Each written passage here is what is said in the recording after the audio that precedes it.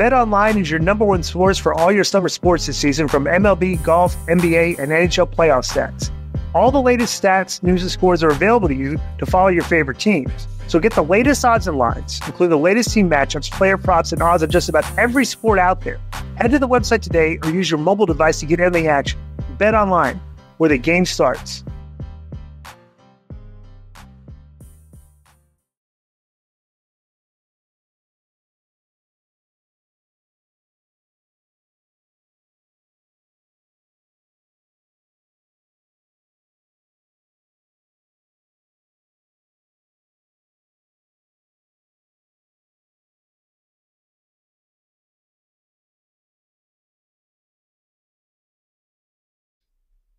Next is from Edgar from Edgar from Cicero, Illinois. Conan and Disco, I've always been curious as to lifting numbers with you guys and others that stand out. Incline bench and military press working sets. Thanks. Incline bench and military press. I never maxed out on bench and military. No, I never did.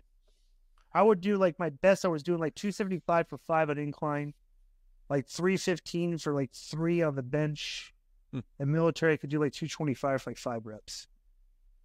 That's it. That's I didn't max out. So. How are you, Conan? Oh, I've already said this a couple times, dude. I maxed out, yeah. Yeah, and your head, you need to pay attention, right? Squat 600 for 5. And I think I did a bench, either 585 or 600 once or twice with a spot. Vinny from Chicago. This question is for Conan, Disco, and Joe, because Joe's opinion matters as much as Conan and Dick does. Who are your favorite stand-up comedians? All-time favorites? Mine are Nikki Glaser, Eliza Schlesinger, Gabriel Iglesias, and Sebastian Maniscalco. Gabriel Iglesias, he's in luck. He's in luck. That's what I want to say. My all-time favorites are George. Wait, I have to say who the two names can I finish the email question? Or are you guys just going to interrupt the email question? Oh, so you can interrupt, but we can't. No, I'm reading the question. Bro, you interrupt every fucking day on everything we do. Finish the question. Why are you we're finishing the question? Well, you too, dude. That's fine, but I don't interrupt in the middle of it. Yes, you do. People write to you. People write to you. You top over everybody. My all-time favorites are George Carl and Richard Pryor. Any of those on your list? Thanks for everything, Vinny Chicago. All I do is finish, and you guys now you can go. All right. First of all, who did he name somebody there? I don't even know. That's what I was going to ask you. As I said, I don't know some of these people. All right, Nikki Glaser is a... Yeah. Read the guys' all-time favorites again. Yeah. Nikki Glaser, Eliza Schlesinger, I've never heard of. Ooh. Yeah, I know. Gabriel Iglesias. Yeah, that's fluffy. That's Sebastian Maniscalco. Ooh. He's a big he's a really big deal. And his all-time favorites, I guess he says all-time favorites everybody knows are George Carl and Richard Pryor. All right. Well, I'm a huge fan. I was a huge fan of Norm MacDonald. Yeah. Right. Okay. Bill Burr. Yeah. About those are fan of Bill Maher. Right. Give me some old school guys that you grew up with. Bill Pryor, Eddie Murphy. Right. Dangerfield.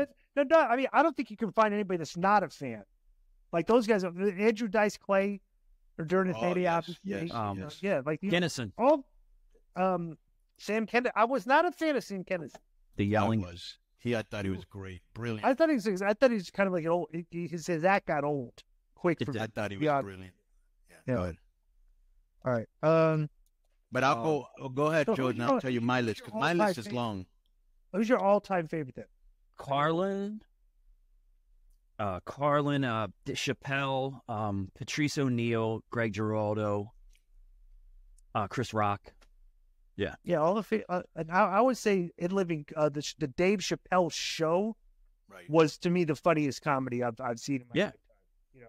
Oh, and if you want to go way back, as Conan said, and it's not going to be for everybody, but Lenny Bruce is like the originator of the Carlin down the line to guys like Chappelle and CK, like kind of comedy. Lenny Bruce was the first guy to. He got in so much trouble in the 50s and 60s just for saying like shit and fuck and piss. And he died eventually from all the police harassment. Lenny Bruce was good, but he's kind of like, when you listen to him now, it's kind of dated. But yeah, I think prior to me was the King, Eddie Murphy. Yeah. I liked Red Fox a lot. I loved Andrew Dice Clay, Kinnison, Belushi. Belushi wasn't really stand up. He was like a Saturday Night Live Yeah, I thought he said comedians. He said stand-up? Stand-up comedians. Oh, yeah, stand up. Right. Okay. I'll give you one. Robin Williams. I thought he was a fucking genius. Yeah, there's something. You just keep remembering ones. If you and it's go down this rabbit hole. Yeah, it's like you said Norm, and I was like, because I forgot he was dead. And then Conan said Robin Williams, and it's like, fuck. Like everybody lose a lot of the greats, man. Because remember, there used to be like Showtime back in the day, like years, used to have comedy, like guys, like every month. Right. They were different. And they were I on. had funny ones back then that I couldn't. I'll tell you what the funniest comics were. Remember Def Comedy Jam? Yeah. Sure. On HBO? Yep. How sweet was that with the DJ? And then they had the dancers, and then they had all those great black comics. Yep. Yeah.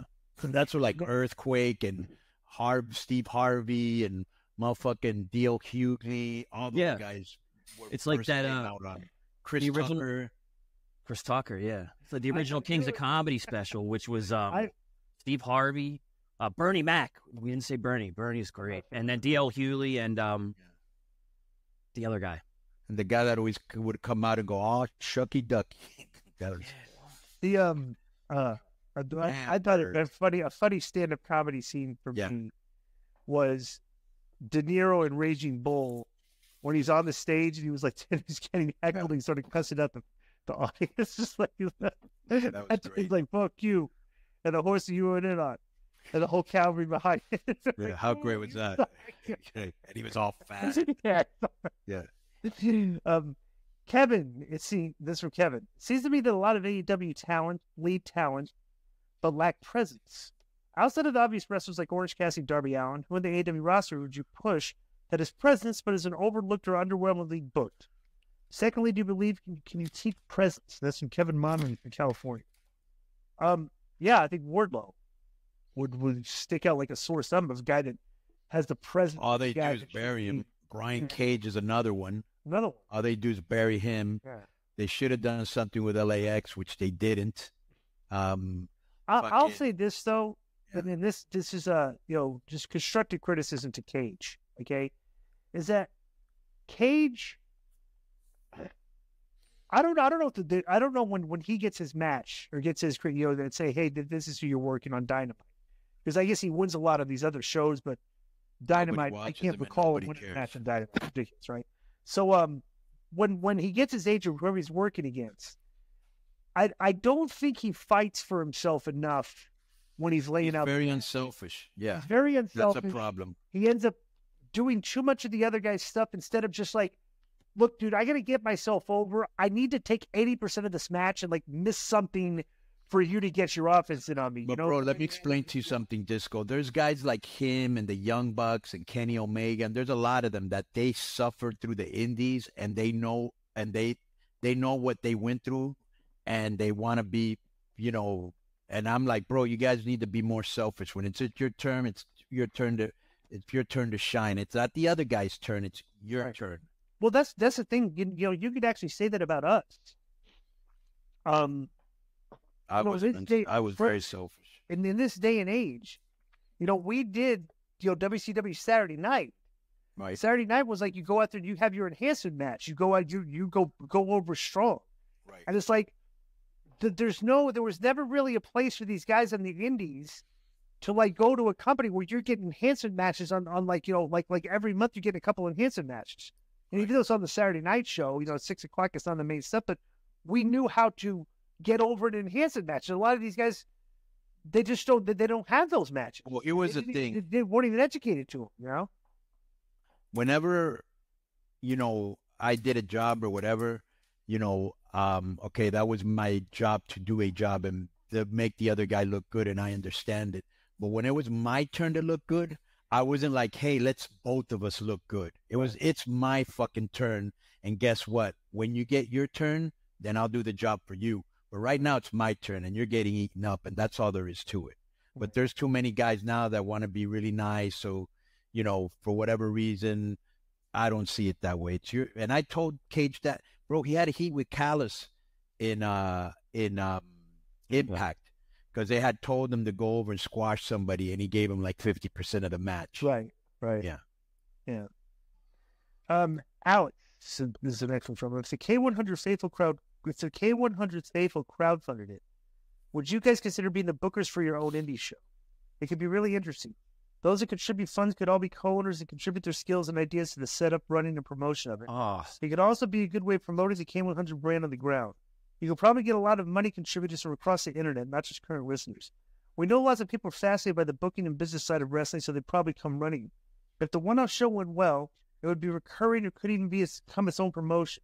Alex, first mark for K100 Wrestling, a.k.a. K1W, Bristol, UK. He's in the UK. Dude, we have other jobs, bro. There's no way. I don't have time to have the interest in... Let me tell you why this wouldn't work. Because first of all, just because you contribute funds, I don't want to hear your ideas. And number two, me and Disco are way too busy, and according to Disco, Joe is too. But the problem would be is that Joe would have to captain this because me and Disco don't have time, and I've now deemed Joe the super slacker, and there was no way we could ever get anything done because he'd be late for everything. Right. And if we put Joe in charge, it makes you know, right. Like, okay, who's wrestling for us this week? And there's like seven semi-retired ECW wrestlers that are like 30 pounds overweight. Main event, Dreamer Credible. Yeah. Hi, K100 crew. Just want to ask you about MVP, Mr. Vontavious Porter. Since Triple H, by and large, is doing a good job with multi-layered storylines and utilizing long-time stars like Carlito, I think there's potential for an MVP return to TV. The guy was great sizzle to the stake and guys that he managed.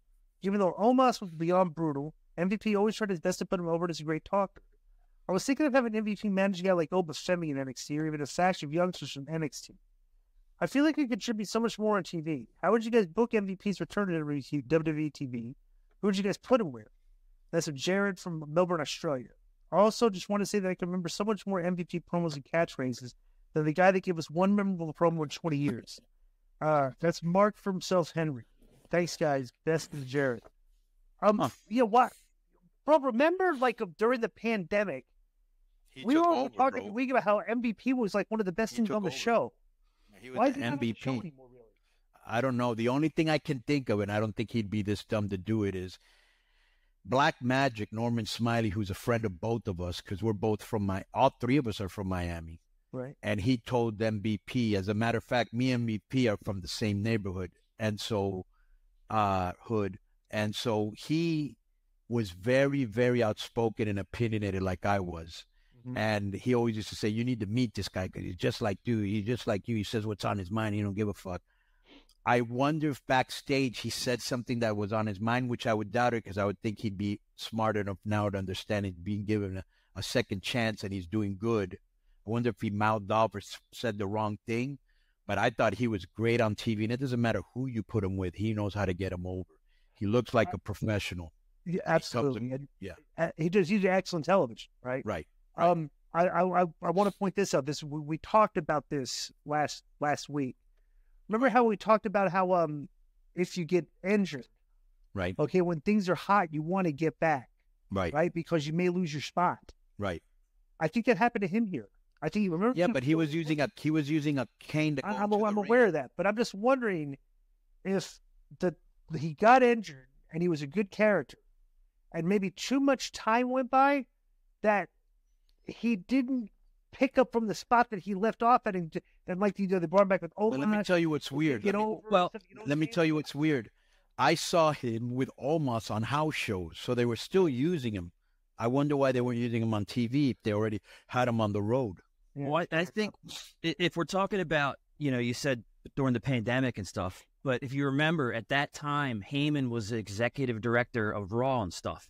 And then when he got pulled, a lot of those stories just stopped dead. Like it seemed like Heyman's favorites, not that MVP was one, but the people he was using were on a lot less. Like Mike Bennett and Maria were a big part of Heyman's stuff. And Lana and the Lana story with Lashley and Rusev, I think, was a little bit after that, but that was a Heyman thing too. I want to talk about maybe Heyman got maybe you can ask your source, the one that said that I fucking dressed down Matt Coon. He said 2019 Las Vegas. I don't know. How about this one? Hey, ask him who told him this, because I was one of the guys there and it didn't happen. Right. Yeah.